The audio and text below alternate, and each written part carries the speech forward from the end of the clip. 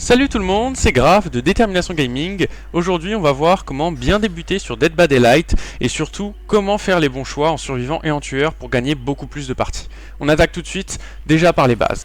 Donc comme vous le savez sûrement, Dead by Daylight est un jeu joueur contre joueur dans lequel s'affrontent 4 survivants et un tueur. Le but des survivants est de survivre et de quitter la zone de jeu. Pour ce faire, ils devront réparer 5 générateurs parmi les 7 présents sur la map, et le tueur, lui, devra faire le maximum de kills ou de meurtres possibles parmi les 4 survivants qui sont contre lui. Pour ce faire, le tueur devra frapper les survivants. S'il les frappe une fois, ils sont blessés, et s'il frappe un survivant qui est blessé, il sera en état critique, c'est-à-dire allongé par terre. Le tueur peut alors le ramasser pour aller l'accrocher sur un crochet. Si un survivant est accroché 3 fois, c'est la fin pour lui, il est mort. Donc le but est d'accrocher les survivants, de les blesser. Les survivants, eux, peuvent se soigner. Et après, certains tueurs ont des capacités qui permettent de faire passer les survivants directement en état critique. Voilà pour les bases. Et maintenant, nous allons voir les choix qui permettent de faire gagner nos parties. Dans Dead by Daylight, les choix sont très importants. La partie est une course contre la montre où chaque camp doit faire le maximum de choses dans un meilleur temps possible. Et donc nous sommes souvent confrontés à plusieurs choix différents, des choix meilleurs que d'autres, et où il faut faire le bon choix souvent très rapidement. Par exemple, dans cet extrait, on peut voir que un de mes amis est accroché et un autre vient d'être récupéré et qu'il est déjà phase 2. Ça veut dire qu'il a déjà été accroché 2 fois, donc il va mourir s'il se fait encore accrocher. Moi, je ne suis pas blessé et je suis phase 1. De plus, dans ma main, j'ai une boîte à outils qui me permet de saboter les crochets, donc de faire tomber les crochets. Et donc à ce moment-là, il faut que je réfléchisse vite, que je pèse le pour et le contre de faire cette action. Et donc le contre, eh bien oui, je finis en état critique. Le pour, j'ai permis à mon coéquipier de rester en vie, donc il n'est pas un poids pour l'équipe. Il peut faire encore des actions comme réparer des générateurs, soigner des coéquipiers. Et donc c'est toujours ce que vous devez vous demander quand vous faites une partie de Dead by Daylight, c'est est-ce que je prends un risque qui sert à quelque chose? Est-ce que terminer ce générateur alors que le tueur arrive sert à quelque chose, ou est-ce que ça va nous faire perdre la partie? C'est ce qu'il faut que vous pensiez à chaque fois. Est-ce que je peux aller décrocher ce coéquipier, ou alors en fait ça va nous mettre dans la sauce? Il faut penser à ça tout le temps. Peser le pour et le contre.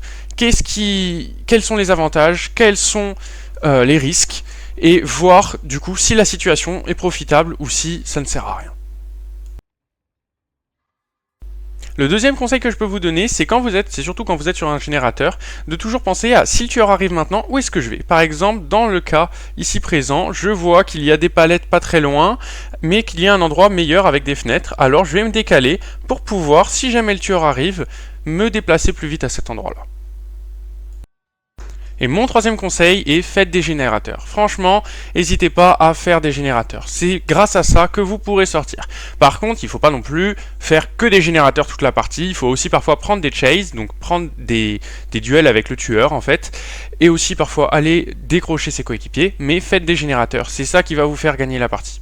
Car si quelqu'un est en chase, donc en duel avec le tueur, en poursuite avec le tueur, mais que vous ne faites rien, eh ben vous perdez du temps. Comme je l'ai dit, c'est une course contre la montre. En parlant de chase, cela m'amène sur mon prochain conseil. Alors je ferai une vidéo spéciale tuto comment réussir une chase, comment bien jouer des chases, et pour ça, pour réussir à jouer des chases, il faut que vous vous entraîniez. Il faut que vous alliez chercher le tueur, que vous vous entraîniez. Mais voilà mes conseils. Mes conseils, c'est ne lâchez pas les palettes trop tôt. Attendez avant de lâcher les palettes. Ensuite, utilisez bien les loops. Donc les loops, c'est les emplacements comme là où je suis dans la vidéo.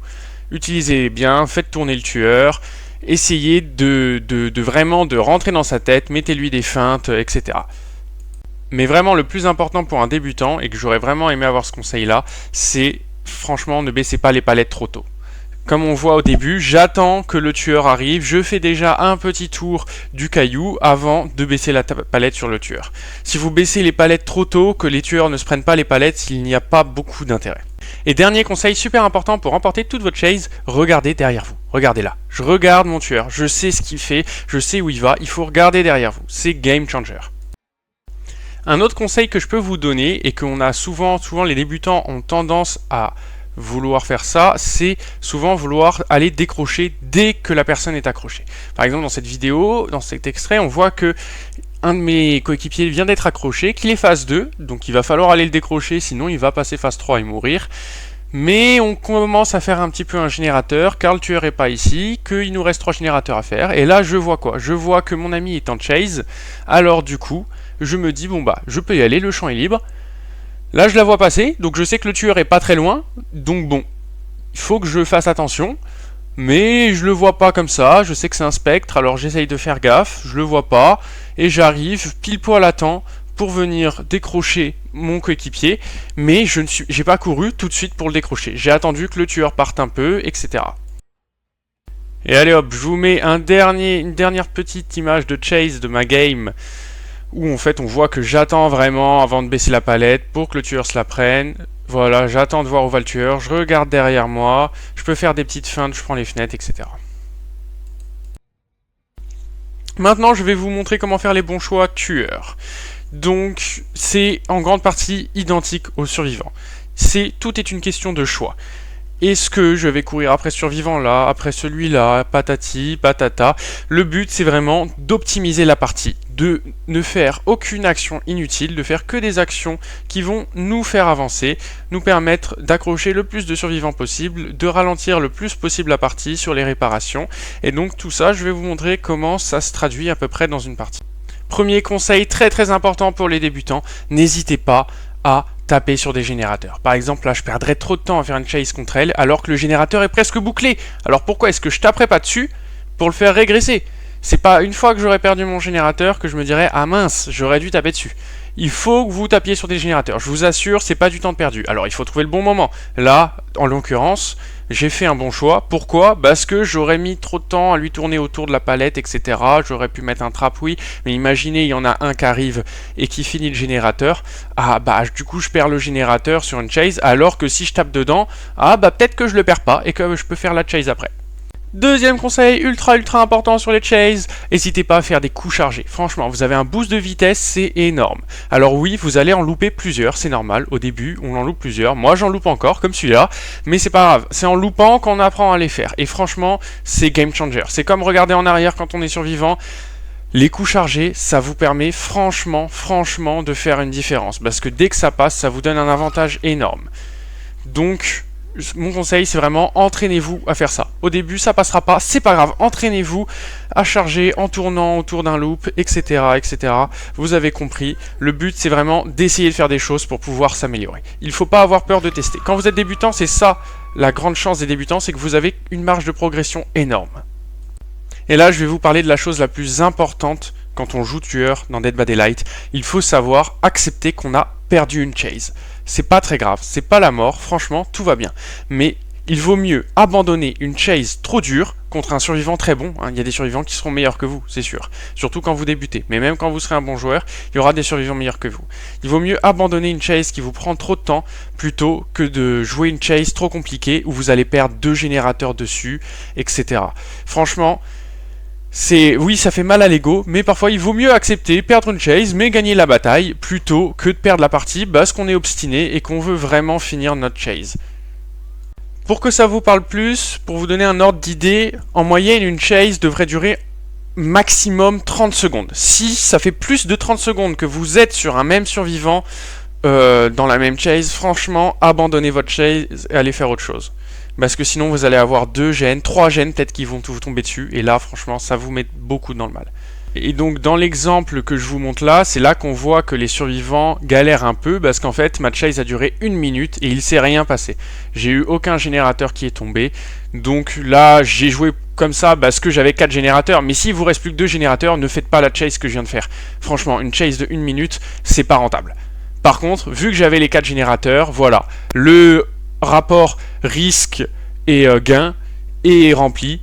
Je gagne un accrochage, en plus les autres sont blessés, etc. etc. Vous avez compris, il faut vraiment voir qu'est-ce qu'on gagne, qu'est-ce qu'on perd, et une chase trop longue, surtout si vous êtes débutant, ça peut vous poser problème pour la suite de la partie. Donc je vous conseille vraiment de ne pas faire des chases de plus de 30 secondes, même si ça fait mal à l'ego, etc. Il faut quand même que vous forciez à abandonner votre chase, ça vaut mieux pour vous.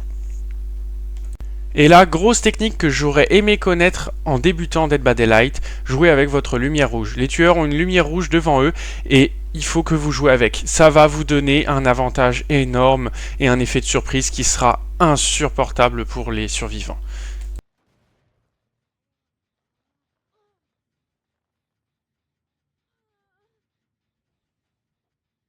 Regardez, avant de prendre la porte, je longe le mur, comme ça je cache ma lumière rouge et la pauvre Adam m'a pas vu venir. Effet de surprise, elle peut rien faire, je suis là et je la tape.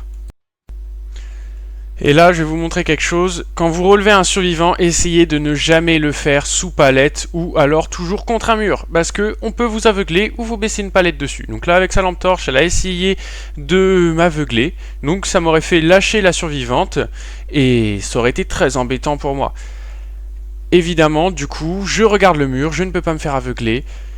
Et donc, je peux garder ma survivante, je peux l'accrocher, et elle est très proche de moi pour la suite. C'est très problématique pour eux, et donc là, bon, c'est ce qui leur a fait perdre la partie, mais ils étaient déjà dans le mal. Donc voilà pour tous les petits conseils sur tueurs, évidemment, il y en a plein d'autres, pareil pour les survivants, je n'ai pas tout dit, mais sinon ça aurait été trop lourd à digérer pour vous. Le but est vraiment que vous puissiez commencer en ayant connaissance de plusieurs informations qui vous permettront de progresser rapidement. Et pour moi aussi, le dernier point que j'ai pas encore trop parlé, mais qui est super important, c'est soyez fair play. N'allez pas toujours sur le même survivant. Ne campez pas, soyez fair play. Alors oui, parfois, ça peut être intéressant si vous êtes en retard sur la partie, mais si vous êtes en avance, franchement, soyez fair play. Amusez-vous et ne prêtez pas attention aux trollers, à ceux qui vont vous teabag et tout ça. Ça ne sert à rien. Soyez fair play et amusez-vous.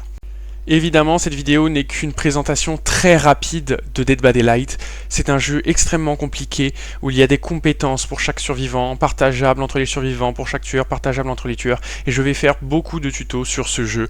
Donc n'hésitez pas à vous abonner, à lâcher un pouce bleu pour m'aider, à mettre un petit commentaire. Et comme ça, vous ne pourrez pas manquer les prochains tutos sur Dead by Daylight et d'autres jeux. Merci. Et ciao ciao, c'était Graf de Détermination Gaming.